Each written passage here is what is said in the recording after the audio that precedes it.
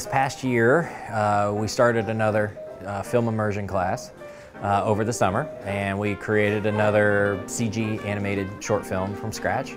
The project itself was called To Life. We went out and recruited from a lot of other departments and majors, including TCOM, graphic design, music. The scope of the film was a lot bigger.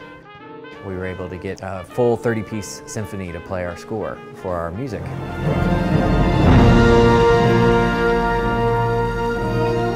It starts in the 1920s and ends in present day. So we had to create an entire department store over about 8 or 9 decades with people in the store. So it ended up being a massive undertaking. We had, I think, 165 background characters we had to create from scratch and animate. The idea of the story was, as real time would speed up, the mannequins would actually be moving from each pose that they had, and they would actually end up moving in real time.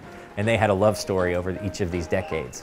We ended up using motion capture for all of our background characters, so we went over to the biomechanics laboratory and were able to utilize that technology more than we had before. We also ended up having a dance sequence in this, so we recruited some theater dance majors to come in and actually choreograph our dance sequence.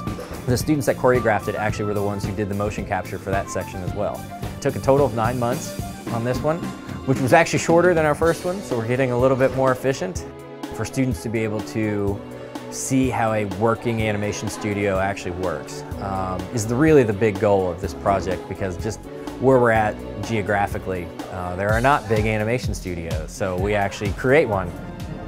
We did just get To Life accepted into the Heartland Film Festival in Indianapolis, which is a fairly large international film festival, and we're very excited about that. Will just be another kind of stepping stone for our next project for us to be able to do even more and greater projects.